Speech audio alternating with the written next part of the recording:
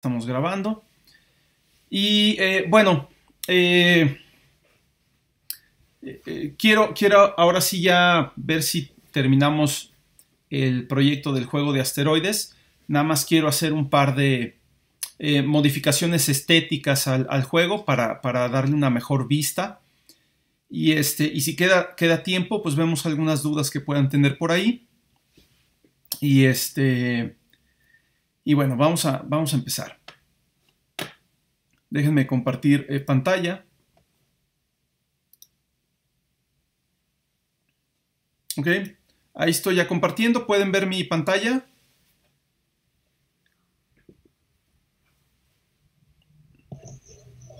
Sí. Sí, profe. Ok, ¿es legible el programa? ¿Se puede leer bien el código?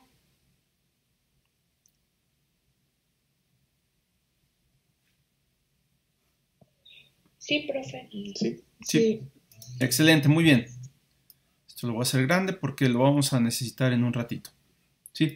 Entonces, déjenme mostrar el juego en el estado actual que tenemos. Pues esto ya lo teníamos, la nave, los asteroides moviéndose, ¿sí? Y lo último que estuvimos incluyendo en las últimas clases, donde estuvimos viendo el juego, fue la detección de colisiones, ¿sí? Primero hicimos la detección de colisiones entre los asteroides y las balas, y luego hicimos la detección entre la nave y los asteroides. Básicamente, los objetos que colisionan con otros objetos son los asteroides, que pueden colisionar con las balas o con la nave. Entonces, lo que hicimos en el programa fue, primero que nada, si tenemos varios objetos en la pantalla que pueden colisionar unos con otros, pues vamos a tener que checar todas las parejas de objetos, o sea, cada objeto contra todos los demás, ¿sí? Esto va a requerir un doble ciclo, o sea, para cada uno de los objetos vamos a verificar si ese objeto colisiona con cada uno de los demás, ¿sí? Entonces, vamos a tener que hacer un doble ciclo donde recorramos la lista de partículas, ¿sí? Y esto lo manejamos en la función draw, ¿sí? La función draw es la que realmente ejecuta todo el juego. Muchas de la funcionalidad está implementada en los métodos de las clases, pero donde ya se concentra todo es en la función draw. Entonces, la función draw ahora tiene como 3 etapas, ¿sí? La primera es dibujar la escena que estamos viendo, o sea, dibujar lo que se ve en el juego. Eso es fácil, es esta parte. Simplemente ponemos el fondo en negro y luego hacemos un ciclo en donde recorremos todas las partículas de la lista de partículas. Esta lista de partículas contiene todos los objetos del juego: asteroides, balas, naves, chispas. Después definimos una nueva clase chispa. Todos estos están contenidos en la misma lista. Y entonces esto hace muy fácil dibujar las cosas, porque simplemente recorremos todas las partículas en un ciclo y para cada partícula llamamos al método dibuja, ¿sí? Recuerden que no estamos usando un arreglo, sino una lista. Entonces, en lugar de poner algo como partícula subíndice i, en el caso de una lista usamos el método get de la clase ArrayList. Entonces pondríamos partícula.get entre paréntesis el subíndice del elemento al que queremos acceder, o sea, get i. Y esto pues ya básicamente nos devuelve una referencia al iésimo objeto de la lista. Y pues podemos directamente llamar al método dibuja así, ¿no? Entonces ya esta notación se empieza a ver más complicada que lo que hacíamos en programación avanzada, ¿no? Donde solo teníamos una función y le pasábamos un parámetro, ¿no? Ahora tenemos un objeto que es una lista que contiene varios objetos. Llamamos un método que es una función de la clase ArrayList y le pasamos un subíndice. Eso nos devuelve otro objeto y como tenemos aquí un objeto básicamente podemos llamar a un método de ese objeto, ¿no? Todos los objetos de clase partícula tienen un método que se llama dibuja y no lleva argumentos. Entonces, el método dibuja que se llama aquí es el que corresponde a la verdadera clase de cada objeto. Si el objeto i o con subíndice i de la lista es una bala, pues se llama al método dibuja de la clase bala. Si el objeto subíndice i de la lista es un asteroide, se llama el método dibuja de la clase asteroide. Entonces, aunque aquí nada más pongo dibuja, en realidad estoy llamando a distintas funciones, donde todas las funciones se llaman igual, se llaman dibuja, pero pertenecen a distintas clases. Y se llama a la de la clase correcta. A esta forma de hacer las cosas se le llama polimorfismo, ¿sí? Entonces, el polimorfismo es una característica muy importante de los lenguajes orientados a objetos que me permite, básicamente, darle un mismo nombre a un método de varios objetos, a una función de varios objetos, y asegurarme que se va a llamar la del objeto que corresponde, ¿no? Entonces, bueno, esto me permite que el código para dibujar la escena sea muy simple. Es un ciclo y ya, ¿no? Un ciclo sencillito. La parte que es más complicada, bueno, después dijimos que la función draw realiza 3 etapas. La etapa 1, vamos a llamarle así, es dibujar la escena. La etapa 2, que la vamos a ver ahorita, o la vamos a repasar ahorita, es realizar la detección y manejo de colisiones. Y la etapa 3 es actualizar las propiedades de los objetos, en particular la posición de los objetos. Son objetos que se están moviendo, su posición va cambiando de acuerdo con las velocidades y otras propiedades, ¿no? Entonces, para actualizar los objetos, nuevamente hago un ciclo. De hecho, originalmente esto se hacía en el mismo ciclo de donde se dibujaban, pero ahorita los separé. Y nuevamente hago un ciclo donde obtengo la partícula subíndice i de la lista, ¿sí? Aquí la estoy guardando en un alias, digamos, en una variable de clase partícula. Simplemente, como voy a usar varias veces esta partícula, pues para no tener que poner partícula.get paréntesis i cada vez, ¿no? Entonces, le doy un sobrenombre, y ahora se llama P. Entonces, lo primero que hago es actualizar la partícula, ¿no? O sea, P.actualiza y le paso el tiempo transcurrido entre una actualización y otra, ¿sí? O el tiempo transcurrido desde la última actualización, que ahorita lo tenemos fijo en un 60avo, pensando que la animación se va a ejecutar a 60 cuadros por segundo, ¿sí? Podría no ser así, podríamos tener que ajustar esto, pero hasta ahorita nos ha funcionado bastante bien esto, ¿sí? Ahora, la cuestión es que aquí se actualiza principalmente la posición de las partículas, pero hay algunas partículas donde se actualizan otras propiedades. Específicamente, las balas tienen una propiedad que es el tiempo de vida, y este tiempo de vida se va decrementando conforme transcurre el tiempo. O sea, si aquí pasó un 60avo de segundo, pues es un 60avo de segundo menos que tiene de vida la bala, ¿no? Entonces, va a haber algunas partículas para las cuales, si su tiempo de vida transcurre completamente, yo las tengo que eliminar de la escena, ¿sí? Entonces, esto es específico para las partículas de clase bala, ¿sí? ¿Qué vamos a hacer? Bueno, vamos a verificar si esta partícula que estamos actualizando dentro del ciclo es una bala. Lo checamos aquí. Si P es una instancia de la clase bala, entonces vamos a verificar si ha transcurrido su tiempo de vida, ¿sí? Agarramos P y le hacemos un typecast a clase bala. Posiblemente sea un poco menos críptico poner algo como esto. Vamos a tomar P, forzar un typecast a clase bala y darle un nuevo sobrenombre, un nuevo alias, ¿sí? Es la misma partícula, nada más le estoy poniendo otro nombre diferente para asegurarme de que se interpreta como un objeto de clase bala y no como un objeto de clase partícula. ¿Por qué? Porque Las balas sí tienen la propiedad tiempo de vida y en general las partículas no la tienen. Entonces, ya que sé que P es un objeto de clase bala, puedo hacer este typecast y tratarlo como una bala. Y ahora sí, digo, si el tiempo de vida de esta bala es menor que 0, o sea, si B.tiempo de vida es menor que 0, entonces ya transcurrió el tiempo de vida de esta bala y lo que necesito hacer es eliminarla de la lista de partículas, ¿sí? ¿Cómo lo hago?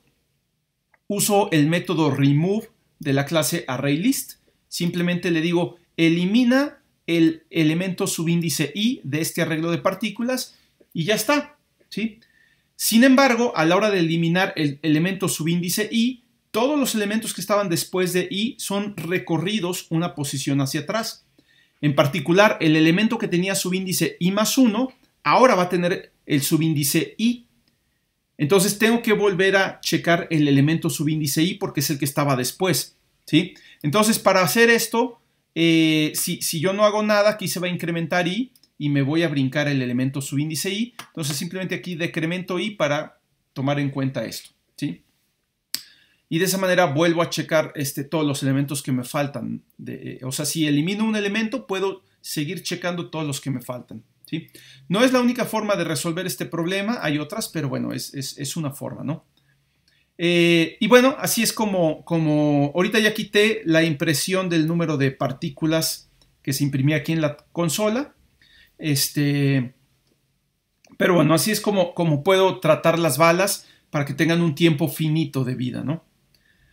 Bien, esta es la etapa 3 de la función draw. La etapa 2 es la más complicada porque es donde se hace la detección de colisiones, ¿sí? Y dijimos que aquí hay que hacer un doble ciclo. O sea, primero recorro todas las partículas, ¿sí? Hago un ciclo, recorro las partículas, cada partícula de la lista le voy a dar un alias, que va a ser esta variable P, ¿sí? Dentro del ciclo la voy a conocer como P a la partícula con subíndice i. Primero que nada voy a checar si esta partícula P corresponde a un asteroide, porque los asteroides son los que pueden chocar con otros tipos de objetos como las balas y la nave, ¿sí? Entonces, primero checo que si P es un asteroide. Si P es un asteroide, ya sé que ese puede haber una colisión con otros objetos. Entonces, primero que nada, vuelvo a hacer un typecast para asignar o cambiar P a un objeto de clase asteroide. No es que lo cambie, sino que más bien P se considera un objeto de clase partícula, pero sabiendo yo que es un asteroide, lo quiero interpretar como un asteroide y para esto le doy el alias o el sobrenombre A, ¿sí? Estos alias P, Q y A están declarados como variables locales de la función draw, ¿sí? P y Q son de clase partícula, mientras que A es específicamente de clase asteroide. Entonces, ahora sí, este asteroide A es un asteroide que puede colisionar con otros objetos. Para verificarlo, tengo que volver a recorrer todos los objetos de la lista y checar si alguno de ellos choca con el asteroide A. Entonces, vuelvo a hacer un ciclo. Aquí creo que me falta un poco de indentación. Aquí me parece.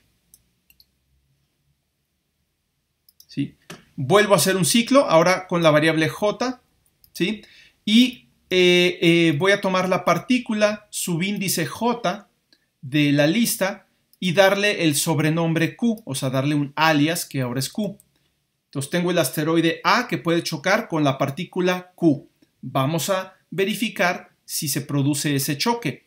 Para esto hay un método de la clase asteroide que puede verificar si hay colisión con otros objetos, ¿sí? Este método es hay colisión. Entonces, si hay colisión entre el asteroide A o si el asteroide A colisiona con el objeto Q, entonces ahora sí nos vamos a preocupar. Ya sabemos que hubo una colisión. Ahora sí nos vamos a preocupar por qué fue lo que chocó contra el asteroide. ¿Fue una bala o fue una nave, ¿no? Entonces, checamos primero si es una instancia de la clase bala, ¿sí? Si Q es una instancia de bala, entonces vamos a tener que agregar fragmentos del asteroide, ¿sí? Porque la bala va a romper el asteroide, ¿no? Pero solamente si el asteroide tiene un cierto tamaño, que en este caso es igual al lo que sería el radio de la nave, ¿no? Esta variable D que teníamos a la hora de dibujar la nave. Recuerden que D era 2 veces el tamaño, entonces por eso aquí pongo tamaño por 2. Este tamaño es más bien como que el radio de colisión de la nave, ¿no? Tal vez el nombre tamaño está mal elegido. Pero bueno, lo que digo aquí es que si el radio del asteroide es suficientemente grande con respecto al tamaño de la nave, entonces el asteroide se va a romper en varios fragmentos, ¿sí? Y yo voy a agregar estos fragmentos. ¿Cuántos fragmentos? Pues aquí puse un número aleatorio entre 2 y 5, ¿sí? Y bueno, simplemente agrego a la lista nuevos asteroides, que son fragmentos que se obtienen a partir del asteroide A. Hay un constructor de la clase asteroide que toma otro asteroide, ¿sí? Y crea fragmentos del asteroide que se pasa como argumento. Entonces, ahí está ya la forma de que un asteroide se va desintegrando conforme le vamos disparando, ¿no? Cuando el asteroide es ya demasiado pequeño, pues ya no se crean fragmentos nuevos, simplemente el asteroide se desaparece y ya está. Entonces, esta es la colisión con la bala. La otra opción es que hay una colisión con una nave. Solo hay una nave, o sea, colisión con la nave en particular. En este caso, lo que vamos a generar es una explosión, ¿sí? A simular una explosión. Y esto lo hacemos agregando muchas partículas que son de clase chispa, ¿sí? Estas partículas de clase chispa pues simplemente son muy parecidas a las balas, son pequeñitas, o sea, se dibujan de un tamaño todavía más pequeño que las balas, y tienen un tiempo de vida muy corto, todavía más corto que el de las balas, me parece que de 1 segundo, y simplemente es como para simular una explosión, ¿sí? Entonces generamos un montón de partículas de clase chispa y las agregamos a la lista de partículas. Las partículas de clase chispa, la clase chispa es una subclase de la clase bala. Entonces, esto quiere decir que las partículas de clase chispa también son de clase bala, ¿sí? Y por lo tanto, en la parte de actualizar los objetos, si P es de clase bala, esto también va a ser cierto para las partículas de clase chispa. Entonces, las partículas de clase chispa también van a entrar en esta parte donde si transcurre su tiempo de vida, automáticamente son eliminadas de la lista de objetos. Ya no tenemos que hacer otro código que lo haga, ¿sí? Entonces, esto es porque las hicimos que fueran realmente de clase bala, son como mini balas, ¿no? Sin embargo, también podríamos tener problema aquí de que una chispa realmente se considere que es de clase bala y pueda romper los asteroides. Esto lo tratamos acá en la función hay colisión. Nos aseguramos de que si un objeto es de clase chispa, entonces no hay colisión con un asteroide, ¿sí? Entonces la función hay colisión me devuelve un valor falso o verdadero, ¿sí? Le paso la partícula P que podría colisionar con el asteroide. Si P es una chispa, entonces nunca hay colisión. El resultado de esta función siempre es falso. Si P es una bala, pues entonces ahí sí puede haber colisión dependiendo de qué tan cerca está la bala del asteroide, ¿sí? Pero con las chispas nunca hay colisión y eso evita que a la hora que explota la nave, pues la explosión elimine todos los asteroides que están ahí alrededor, ¿no? Entonces, bueno, esto es lo que teníamos. Vamos a probarlo.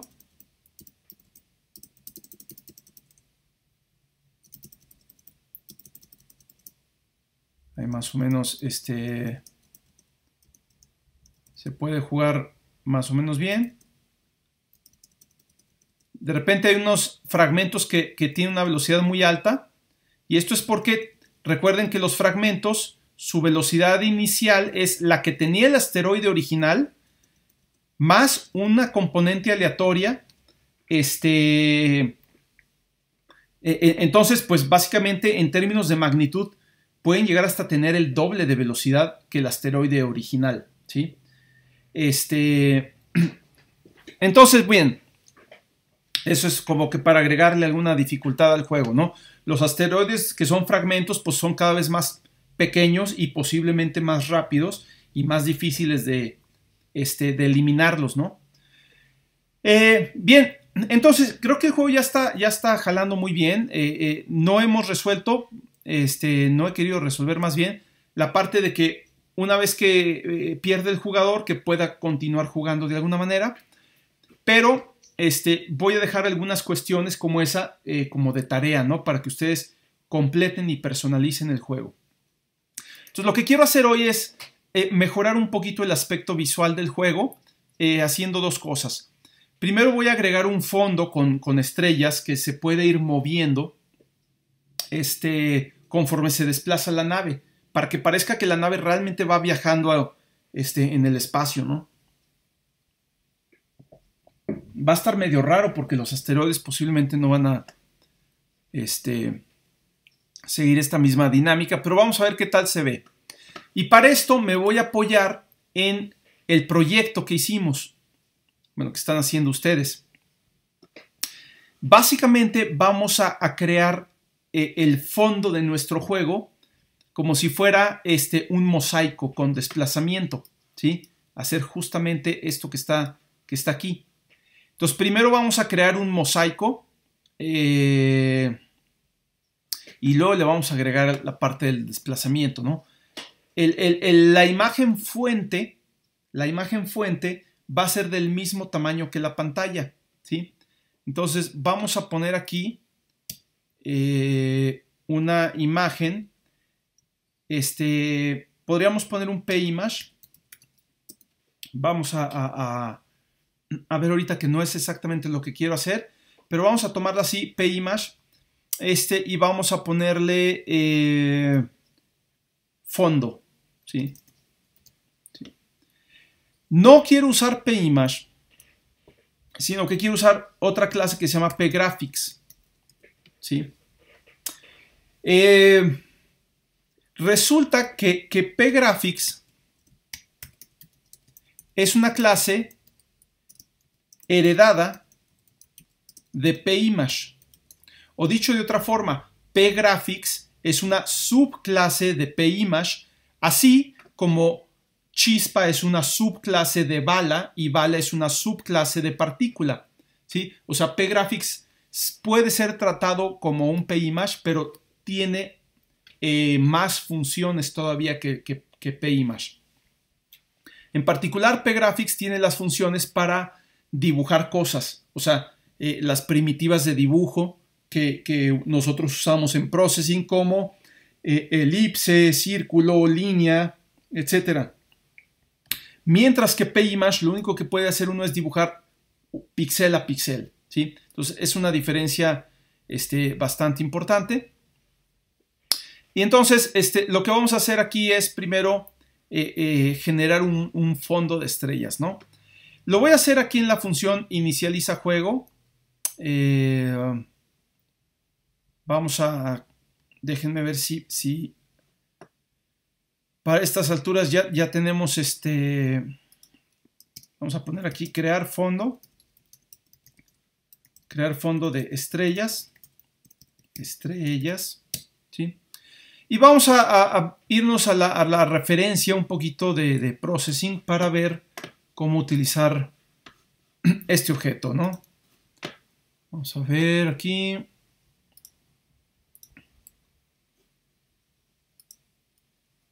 Entonces, ok, estamos aquí, Processing, referencia.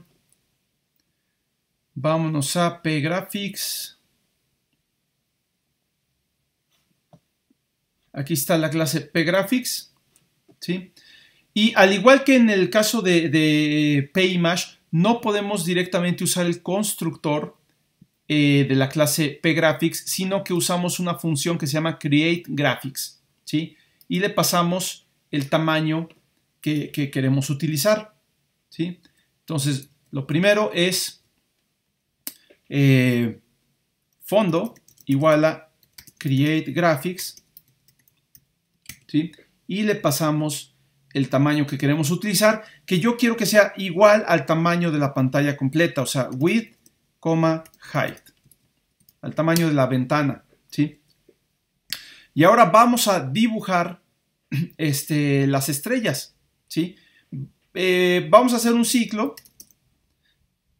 Vamos a ponerle int igual a 0. Vamos a dibujar un cierto número de estrellas. No sé, vamos a ponerle 100. Ya veremos si son muchas o poquitas. Eso se puede cambiar. Y las estrellas pues simplemente van a ser puntitos ahí en la pantalla brillantes, ¿no? Entonces vamos a darles un valor de intensidad bastante alto. Vamos a poner fondo, punto, todas las funciones de dibujo que usamos en Processing, selección de colores, primitivas de dibujo, transformaciones geométricas, todas esas las podemos usar en los objetos de clase pGraphics, ¿sí? Entonces, por eso lo estoy usando en vez de pImage, porque aquí puedo seleccionar colores, dibujar con primitivas, círculos, todo, ¿no? Entonces, vamos a ponerle fondo.stroke y vamos a ponerle un color bastante alto, ¿no? Random, por ejemplo, de 200 a 255. En las tres componentes para que varíe un poquito los colores. Y vamos a ponerle... bueno, primero déjenme ponerle el fondo de color negro, ¿sí? Fondo.background 0.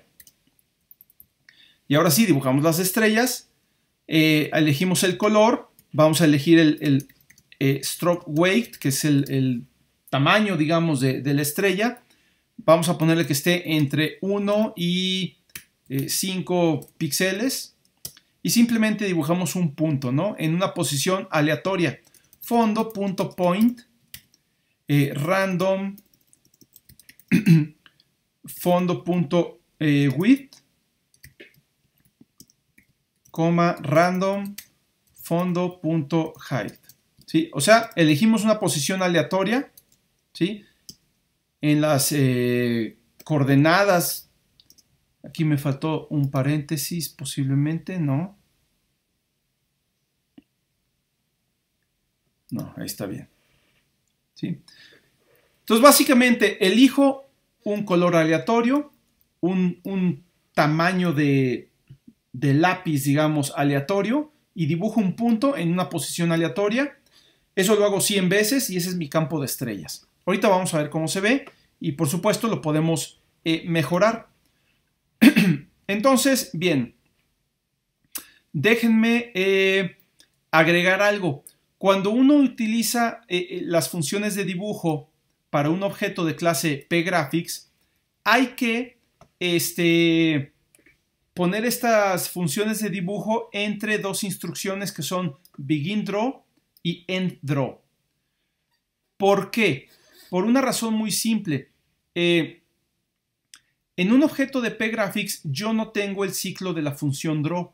Yo no tengo un ciclo que me diga ahorita dibujas y luego esta se copia en la pantalla ni nada. Entonces tengo que usar estas funciones como para delimitar en qué momento empezaría el dibujo y en qué momento termina, ¿no?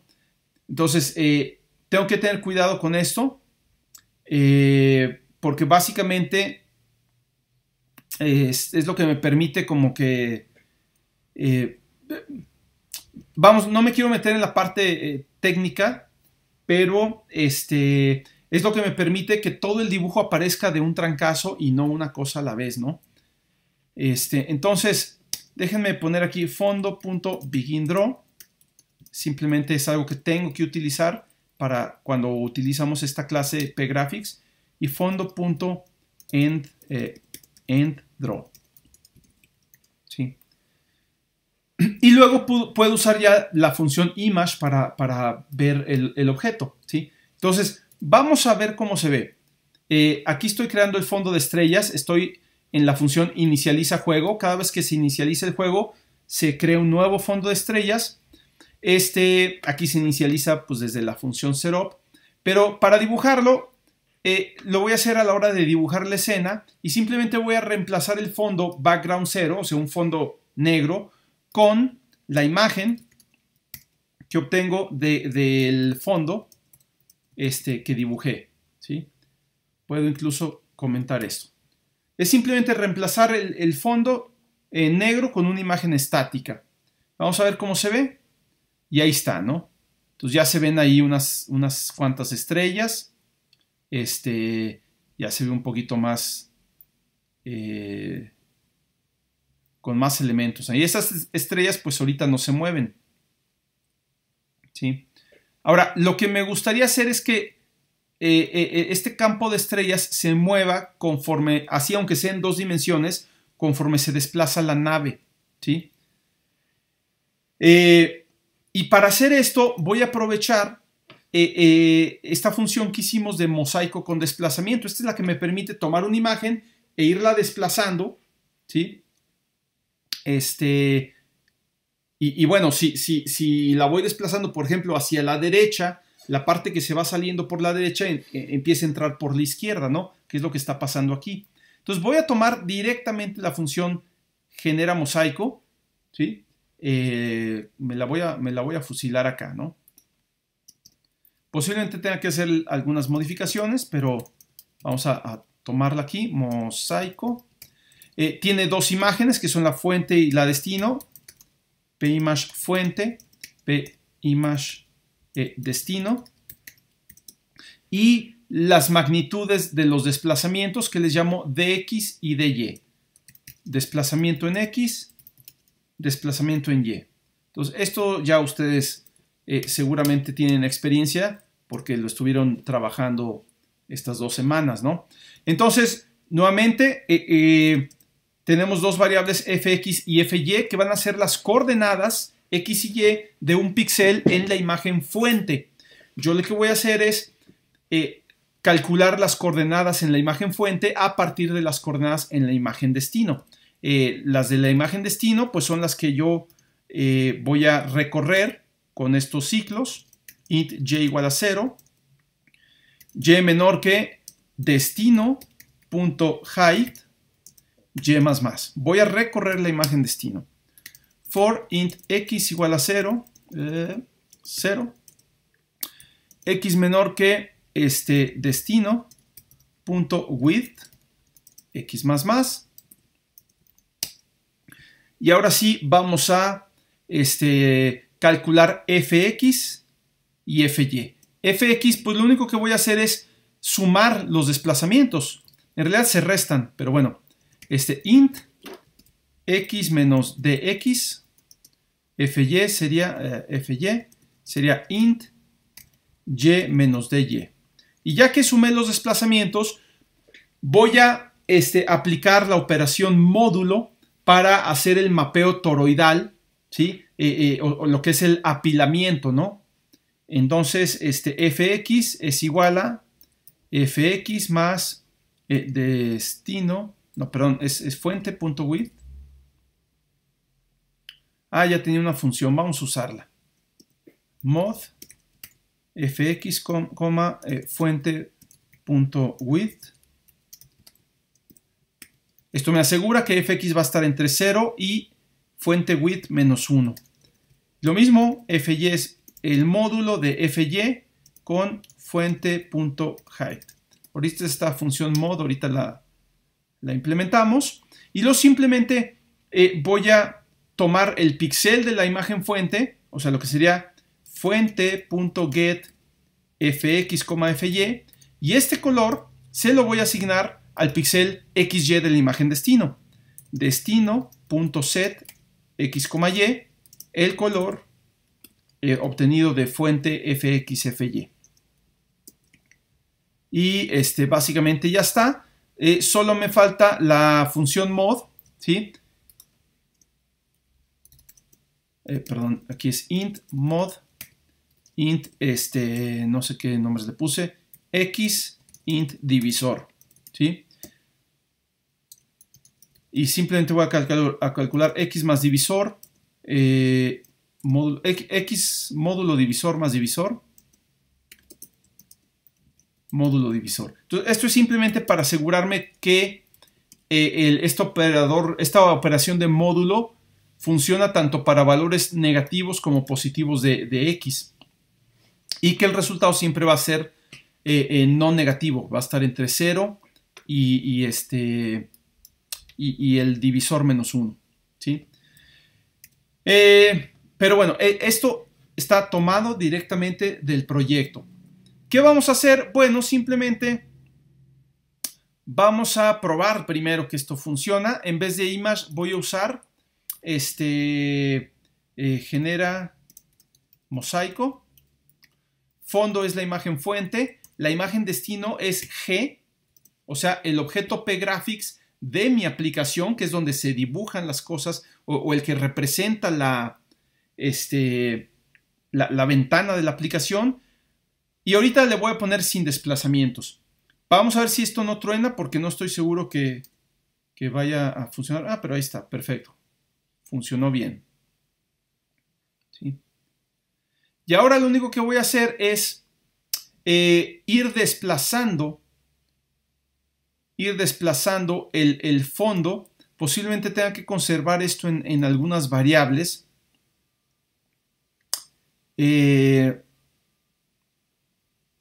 Pero creo que no, creo que simplemente puedo hacerlo a partir de la posición de la nave. Vamos a ver si esto funciona.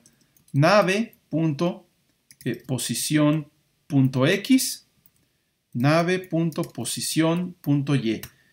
A ver si da la ilusión que quiero y si no, invertimos. Sí, no, hay que invertir.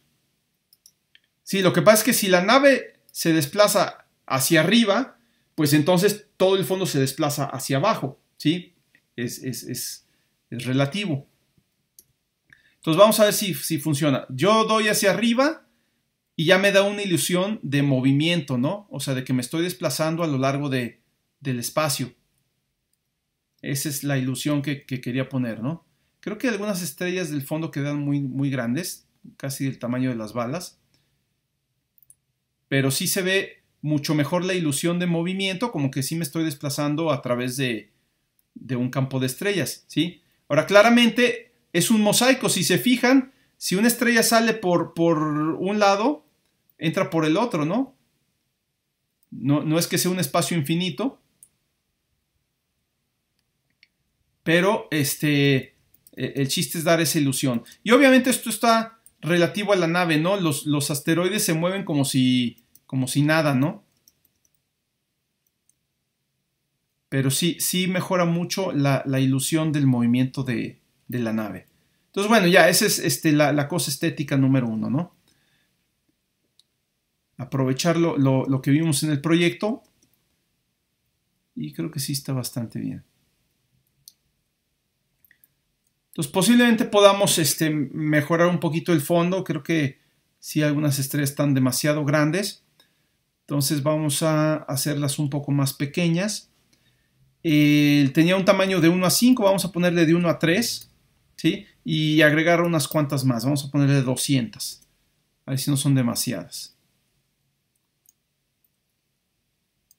Creo que ponerle 100 estaba bien. Así estaba bien. Creo que así está bastante bien. Y bueno. Entonces, esa era muy fácil, ¿no? La otra. Bueno, aquí aprovechamos, generamos mosaico. Ya podemos quitar este background. Y la otra que quiero hacer es que los asteroides tengan una mejor apariencia, ¿no? Porque ahorita parecen burbujas, son simples círculos. Entonces voy a tratar de que los asteroides, voy a tratar de dibujar mejores asteroides. Pero entonces cada asteroide lo voy a predibujar, lo voy a dibujar a la hora que es creado en el constructor. Voy a decidir cómo se va a ver. y ya no va a cambiar hasta que, pues, digo, hasta que se destruya, ¿no? Y se creen nuevos asteroides a partir de ahí. Entonces, vamos a ver cómo le podemos hacer. Primero, como los asteroides los voy a dibujar de una manera mucho más complicada, en realidad cada asteroide va a tener una imagen de cómo se ve. Y cuando me refiero a una imagen es tal cual un objeto de clase PImage. O en particular de clase PGraphics para poderlo dibujar como yo quiera. Usando las primitivas y las instrucciones de dibujo de processing. Entonces, cada asteroide, ahora le voy a agregar un objeto de clase PGraphics. ¿Sí? Vamos a llamarle G para tomar la misma notación. Y este es el imagen del asteroide.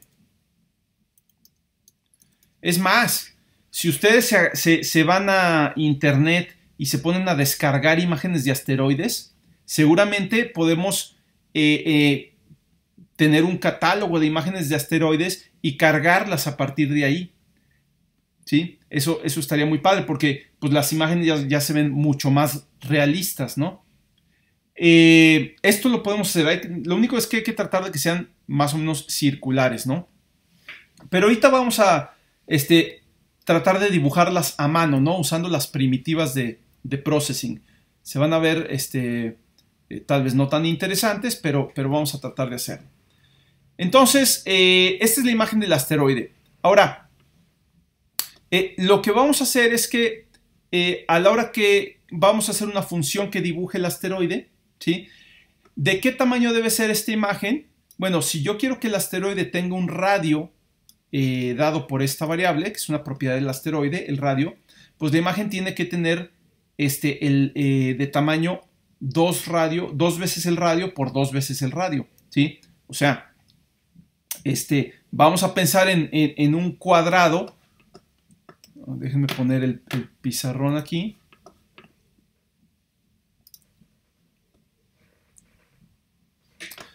Entonces, nosotros antes dibujábamos un asteroide como un círculo, ¿no? ¿Sí? Este era el radio. Digo, perdón, este es el centro, esta es la posición y este es el radio. ¿Sí? Bueno, lo que vamos a hacer ahora es que vamos a guardar esta imagen del asteroide en un objeto de clase PGraphics que sea básicamente cuadrado. Y bueno, pues su tamaño tendría que ser 2 veces el radio, 2R por 2R, pensando que el objeto es aproximadamente circular. ¿Sí? Entonces vamos a hacer un objeto PGraphics de este tamaño. Vamos a crearlo en el constructor. G igual a create graphics 2 por radio, 2 por radio. ¿Sí? Y vamos a dibujarlo, ¿no? Vamos a hacer una función donde se dibuje. Aquí, ¿por qué me está...? Ah, es que radio es float y esto tiene que ser entero. Entonces vamos a ponerle int 2 por radio más 1, int 2 por radio más 1. Ok. Ese más 1 es simplemente como para asegurarme que se redondee esto hacia arriba, ¿no? Porque es la parte entera. Pero bueno, ahí ya está. Vamos a hacer un método dibuja asteroide. No, pero no el método dibuja. Vamos a...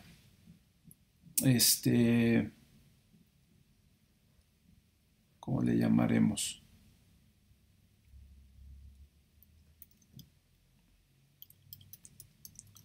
Vamos a llamarle así, dibuja asteroide. No es el mismo método dibuja, es uno nuevo que vamos a hacer.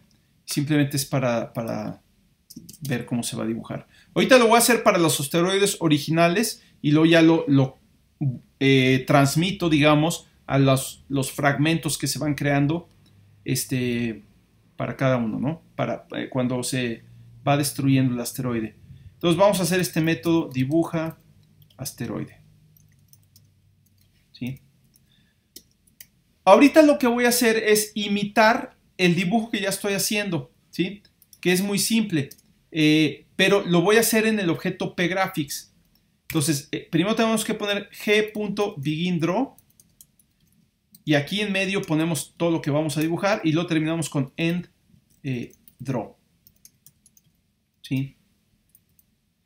Y vamos primero a fíjense que este asteroide, toda la pantalla, vamos a suponer que esta es la pantalla de mi juego. El asteroide se puede dibujar en cualquier posición, pero dentro del objeto G del asteroide, ¿sí? Este es el objeto G del asteroide, se va a dibujar justamente en medio, ¿sí? Entonces aquí lo estaríamos dibujando un círculo, vamos a ponerle el mismo color, G.fill 128, G.noStroke y G.círculo, y aquí no es en la posición X y posición Y del asteroide, sino en el centro de la imagen G, ¿sí? Que sería G.width entre 2, G.height entre 2, 2 por radio. Estoy dibujando exactamente la misma burbuja, pero en vez de dibujarla directamente en la ventana de la aplicación, la estoy dibujando en esta imagen G. ¿Sí? Y lo que voy a hacer a la hora de dibujar, de llamar al método dibuja, es copiar esta imagen G en la posición correspondiente. Ahora, cuando yo uso el image, la función image, para dibujar una imagen en otra, ¿sí?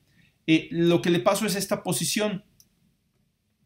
Yo quiero que el asteroide aparezca centrado aquí, entonces tengo que pasar, esto es el centro del asteroide, y tengo que pasarle esta posición. Pues es simplemente, o sea, tendría que poner image, tomo digamos mi asteroide, bueno, simplemente G. Creo que esta G me va a echar mosca. Déjenme cambiarle de nombre y le voy a llamar IMG. IMG de imagen, simplemente para no confundirla con la G de el objeto graphics de la aplicación. IMG, ¿sí? Entonces, este objeto es IMG. Y yo lo que voy a hacer aquí es image IMG, o sea, quiero dibujar ya no este círculo, sino toda esta imagen del recuadro verde en una posición donde este punto, la posición X y Y del asteroide, coincida con el centro de la imagen, ¿sí? Pues sería simplemente posición, pues le voy a llamar posición.x menos radio, coma, posición.y menos radio. ¿Sí? Es importante dibujarla en la posición correcta, porque si no, la detección de colisiones no va a coincidir con lo que estamos viendo en la pantalla, ¿sí? Entonces, voy a reemplazar este código, ahorita lo voy a dejar comentado. Entonces, en lugar de dibujar esta cosa, voy a dibujar el asteroide. Voy a tener ciertos problemas aquí. Ahorita vamos a ver si no se notan mucho. Pero vamos a ponerlo, ¿no? Déjenme ver cómo quedaría.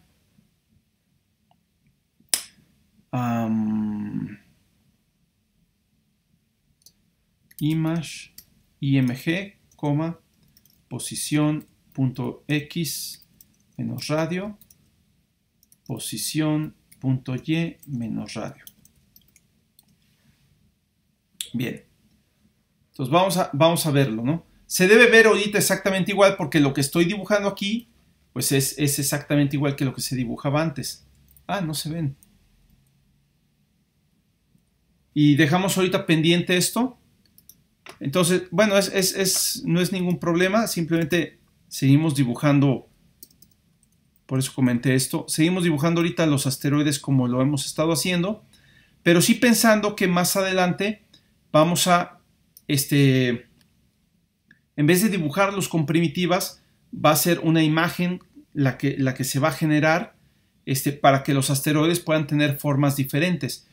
Mi idea era generar asteroides pues con formas diferentes cada uno de manera aleatoria, que realmente le dieran una... visualmente estuviera un poquito mejor el juego, ¿no? Entonces, bueno, ahorita vamos a dejarlo así, ya como quiera va muy, muy avanzado. Y mejor si tienen dudas, porque esto me va a tomar tiempo como que ver exactamente cómo resolverlo, ¿sí? Digo, tengo varias ideas, pero para ya dejarlo preparado, mejor la próxima clase se los pongo ya jalando. Y bueno, con eso espero ya más o menos dejar en paz lo del juego de asteroides, dejarles el proyecto, subirlo ahí a Teams en su forma que esté, digamos, ya para la próxima clase, y dejar una serie de ejercicios para que ustedes personalicen el juego, ¿no? De hecho, uno de estos ejercicios era precisamente cambiar la forma de los asteroides, pero déjenme ver, no sé por qué hay problemas ahí para usar pgraphics como miembro de una clase, eso está raro. Entonces yo lo checo y lo veríamos la siguiente clase para no perder ahorita más tiempo, ¿no? Entonces, no sé si tengan dudas, hay una tarea pendiente para hoy, la parte 2 del proyecto. No sé si tengan dudas con respecto a eso. Podríamos ver algunas dudas. Y si no, continuamos ya el jueves, ¿no? Para ya terminar esto de los asteroides. ¿Ok? El jueves también quería, bueno, a ver si hay tiempo, dar una especie de plática, más que una clase, presentarles algunas cuestiones de arte por computadora, arte generativo, pero a través de una conferencia que ya tenía ahí más o menos preparada, ¿no? Entonces, yo creo que si hay chance lo podemos ver todo el jueves. Ahorita sí creo que ya no hay suficiente tiempo. Entonces, pero sí hay tiempo para ver dudas que tengan de la tarea, ¿ok? No sé si tienen dudas por ahí.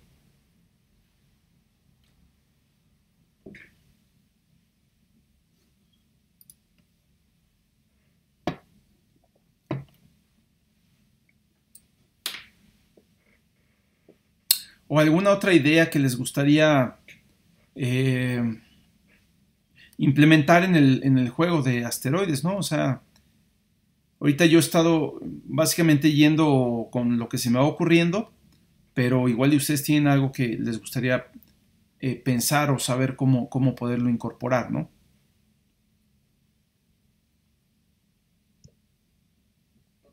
Respecto a la...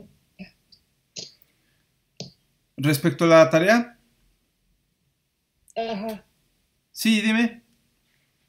Es que en el ejercicio 2.8.2, cuando es el ejercicio de eliminar la transformación de perspectiva, Correcto. y luego viene una pregunta que dice que si es posible contar cuántas veces la imagen fuente se apila sobre la destino a lo largo del radio. Pero sí. Eso es, por ejemplo, por una división, y eso es si 4 sale 4. El número cambiando, pues se refiere la pregunta. Pero cuando quitas la transformación de perspectiva, quitas la división. O sea, básicamente la transformación de perspectiva lo que hace es tomar el inverso del radio, ¿no? Quitando esa, ya no tienes, ya es mucho más fácil predecir, digamos, o controlar incluso cuántas veces se va a apilar la imagen fuente a lo largo del radio. ¿Por qué? Porque pues directamente el radio lo mapeas a las coordenadas de la imagen fuente y tú puedes saber cuál es el radio máximo, o sea, cuál es la distancia máxima desde el centro hasta, no sé, la esquina de la ventana. Esa se puede calcular y de esa forma tú puedes decir, pues si quiero que se apile 4 veces, tengo que aplicar un factor ahí, ¿no? Vamos a...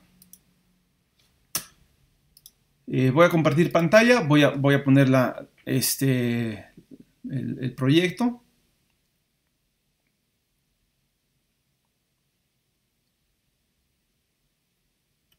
Entonces, bien, aquí está ya el código completo. Este es del túnel, ¿no?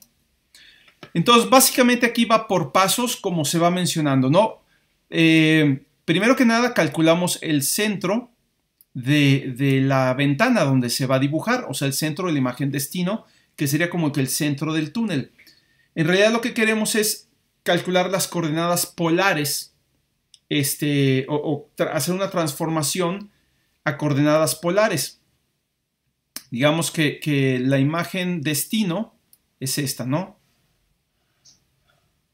Vamos a suponer que esta es la imagen destino. Y la imagen fuente, pues puede ser acá una imagen, ¿no? Y entonces la idea parte de la siguiente. Nosotros tenemos las coordenadas de la imagen destino de un píxel cualquiera. Vamos a pintar aquí un píxel, y tenemos sus coordenadas que son X y Y, ¿sí? X, Y. Pero queremos calcular estas coordenadas en forma polar, pensando que el centro está pues justamente aquí en el centro de la imagen destino, y querríamos calcular la forma polar que estaría dada como un radio o una distancia.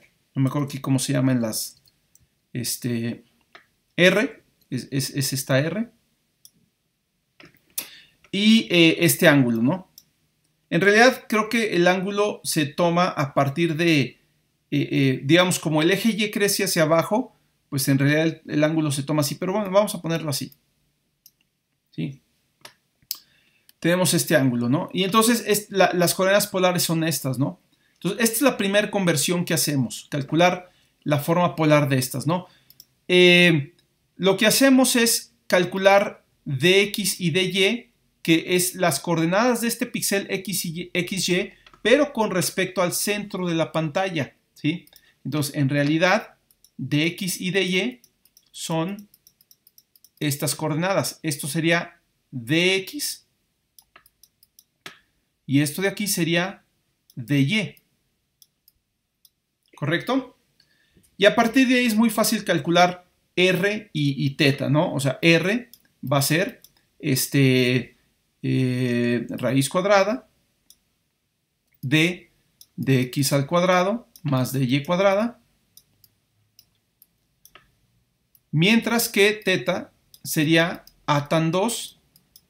Recuerden que hay esta función de a tan 2 tiene 2 argumentos, y de esa forma yo puedo calcular este ángulo en 4 cuadrantes, ¿sí? Y aquí sería a tan 2 de y, de x, ¿sí? ¿Qué es lo que está aquí? R y A. Bueno, le llamo A, pero es ese ángulo teta, ¿no? A partir de aquí, todo está bien. Lo que sigue es otra transformación donde yo voy a normalizar estas coordenadas para asegurarme de que estén en un rango de 0 a 1. Entonces, a partir de aquí me paso a hacer una normalización. Ya habíamos visto en el curso pasado esta onda de normalizar, ¿verdad? Entonces, quiero que estas estén en un rango de 0 a 1. ¿sí? Bueno, ¿cómo lo puedo hacer? Pues voy a dividir R entre el valor más grande que pueda llegar a tener. ¿Cuál es el valor más grande que puede llegar a tener R?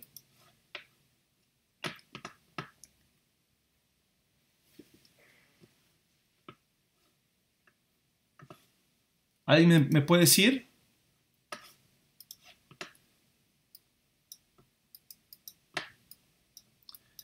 Le voy a llamar R max a ese valor más grande, pero ¿cuánto vale? ¿Sí? ¿De dónde lo obtengo? La diagonal. Correcto. Es la mitad de la diagonal. Si yo tomo la diagonal de toda la ventana, ¿sí? Tomo esta diagonal. Pues la mitad de la diagonal, que sería esto, este es R max. O sea, el punto que está más alejado del centro es cualquiera de las 4 esquinas, ¿sí? Y están alejados por una distancia que le llamo R max, que es muy fácil de calcular. Pues simplemente es la mitad de la diagonal, ¿sí? O la hipotenusa de este triángulo, ¿no? Entonces, lo más fácil es calcular la diagonal, que es la hipotenusa de este triángulo grandote, y tomar la mitad, ¿no? R max es raíz cuadrada de width al cuadrado, bueno, destino.width de punto W le voy a llamar al cuadrado, más destino.height al cuadrado. Esa es la diagonal y tomo media diagonal, ¿no? Y creo que así es como está calculado en el programa. No sé dónde está R max aquí. Pues creo que no se menciona, pero bueno, ahí está, ¿no? Ahora, no tiene que ser súper preciso, pero si queremos ser precisos calculando las cosas, pues así quedaría, ¿no? Bien, entonces, este es el valor más grande que puede tener la distancia. Entonces, si yo tomo R y lo divido entre R max, esto me da un valor que está entre 0 y 1, ¿sí? Quiero que esté entre 0 y 1 porque quiero tener completo control de los rangos que voy a obtener, ¿sí? Y también puedo normalizar el ángulo. Pues como es un ángulo, pues simplemente puedo dividir entre 2pi y ya está, ¿no? En realidad, este phi va a estar entre menos pi y pi. Entonces, si yo normalizo, va a estar entre menos 0.5 y 0.5. Pero no importa, lo que quiero es que el rango de estos valores, la distancia entre el valor más chico y el valor más grande sea exactamente 1, ¿sí? Pues puede estar entre 0 y 1 o puede estar entre menos 0.5 y 0.5, pero eso es suficiente para mí, ¿ok? Entonces, aquí ya están normalizadas tanto R como el ángulo. Lo que sigue después, es decir, bueno, ya que están normalizados, voy a mapearlos al rango de las coordenadas de la imagen fuente. Esto es muy fácil. Simplemente multiplico, ahora sí voy a tomar fx, que es las coordenadas en la imagen fuente. Si yo tomo R y lo multiplico por el tamaño de la imagen fuente, aquí sería, por ejemplo, fuente.width. Entonces, como R vale entre 0 y 1, yo sé que este producto me va a dar entre 0 y f.width, que es lo que yo quiero. Yo quiero que fx esté entre 0 y f.width. Probablemente aquí voy a tener que hacer un typecast a enteros, ¿no? Para que esto jale. Porque tanto R como F, más bien R es flotante. Y FY, yo pondría aquí el producto de phi por f.height.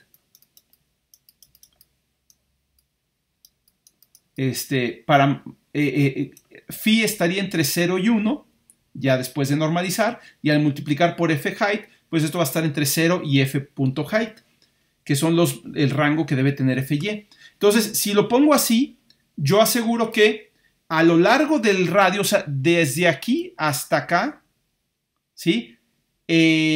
Voy a tener voy a recorrer todas las coordenadas X de la imagen fuente. ¿Sí? Desde aquí hasta acá. Entonces, a lo largo del radio se va a apilar la imagen una sola vez. Y a lo largo del ángulo también se va a apilar una sola vez.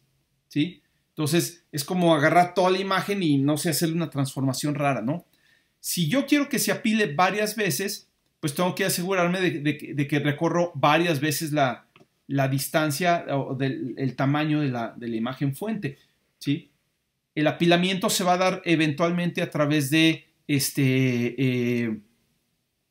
del módulo, ¿no?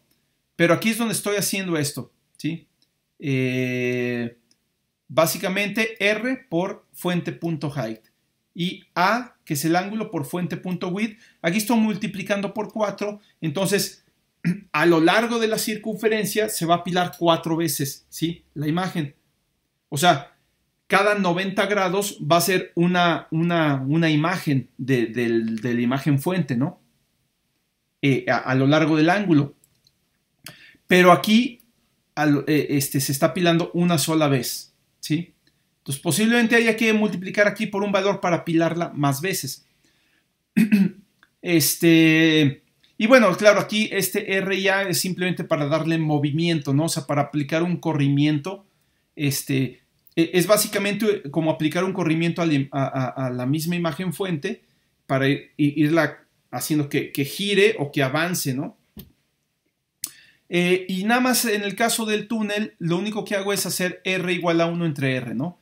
Si quiero hacer el túnel, tengo que tomar esta transformación de perspectiva, R igual a 1 entre R, para que se vea como túnel. Y si esta la quito, que es lo que pide el ejercicio 2.8.2, ya no se ve un túnel, pero sí se ve que la imagen se transforma como que a un círculo, ¿no?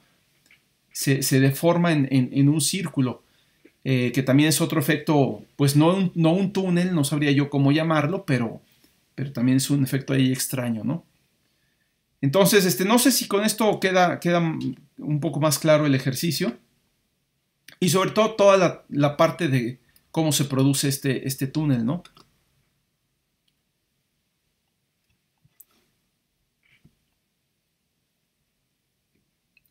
Maestro, ¿Sí? es que en el archivo que mandó en PDF creo que tiene al revés la multiplicación de width y height. O sea, tiene fx es igual a r por f height, bueno, y fy por fuente.width. Tienes razón, aquí están al revés. Sí, eso es un error. Debe ser aquí width y aquí debe ser height. ¿Sí? ¿Por qué? Pues porque fx está asociado con el ancho de la imagen, digamos, es con la dimensión horizontal, y fy con la vertical.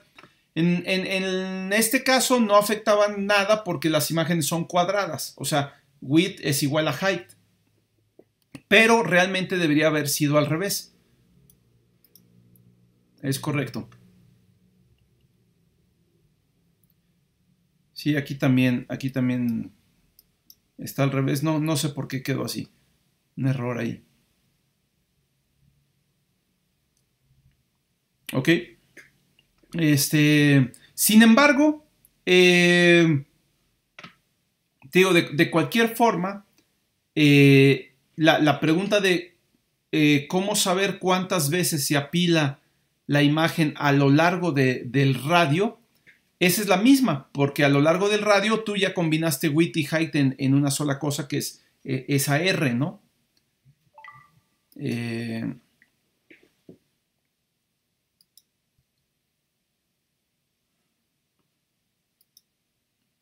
Ok. No sé si hay alguna otra pregunta por ahí.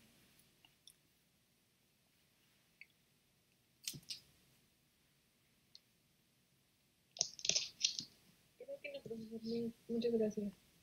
Profe, Sí. las clases las va, bueno, la última y la de hoy, sí las grabó. La última y la de hoy, ¿te refieres a las clases?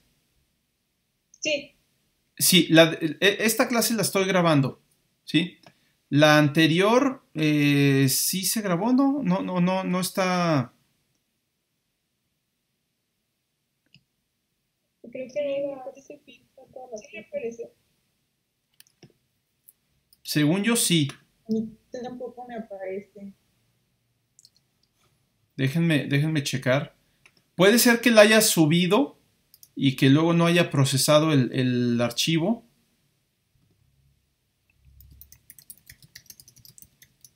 Déjenme un momento para entrar aquí a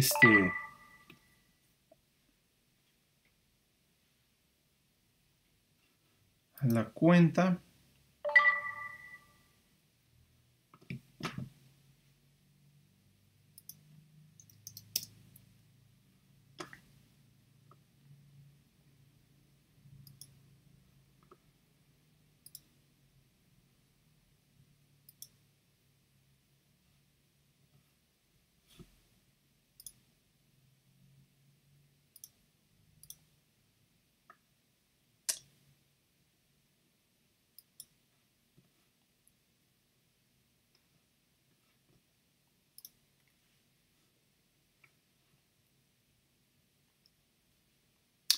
Ah, sí fue justamente lo que pasó. La grabé, la subí y olvidé liberarla en el YouTube. Es que a la hora que lo subo automáticamente se queda como privado. Y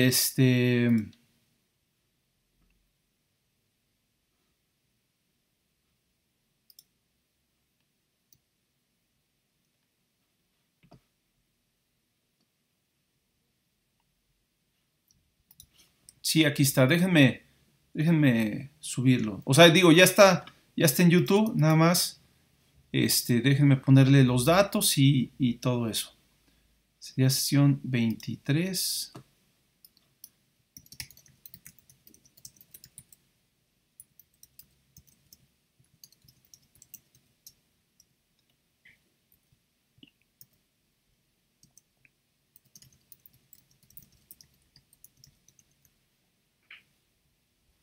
¿Y qué fue? ¿Qué vimos? La detección de colisiones con la nave, ¿no?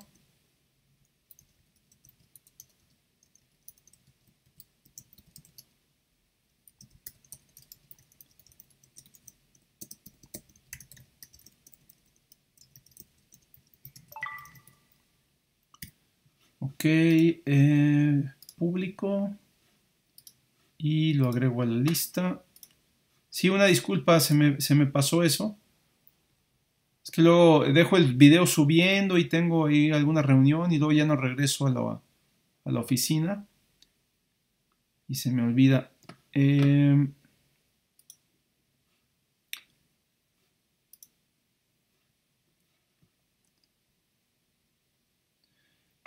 Ok, ya está. Ya está ahí, ¿no? Pero sí, ya estaba grabada la clase. Nada más que faltó eso. Ok, bien.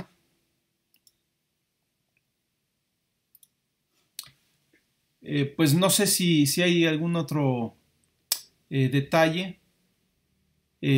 ¿Alguna otra duda por ahí que tengan?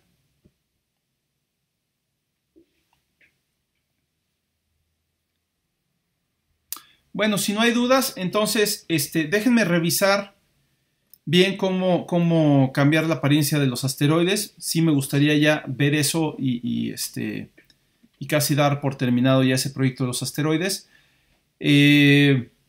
Todavía hay algunas cosillas más que quisiera ver, que las podemos incorporar al juego. Me gustaría ver cómo manejar algunas clases adicionales de processing o cómo manejar algunas librerías externas. Estaba pensando buscar tal vez la manera de agregarle sonido al juego. Hay algunas librerías por ahí orientadas a objetos para agregar sonido. Entonces ya más bien la idea es no tanto ver conceptos nuevos, realmente no hay más conceptos nuevos, sino agarrar práctica y ver otras librerías ya existentes que también se pueden utilizar, ¿no? Entonces, trabajamos un poquito más el juego y bueno, pues ya prácticamente estaríamos terminando el curso con esto, ¿no?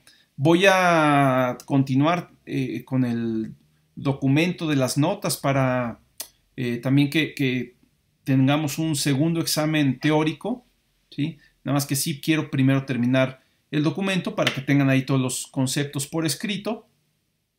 Y y pues ya una última parte del proyecto, ¿no? Entonces, bueno, ahí vamos. Faltan algunas cosillas que evaluar. Pero bueno, espero que sí alcancemos a terminar todo a tiempo, ¿no? Ok. Entonces, si no hay más preguntas, terminamos por hoy. Gracias. Sí, ok. Gracias, profe. Sí. Hasta luego, nos vemos. Hasta luego, gracias, profe. Hasta luego. Gracias.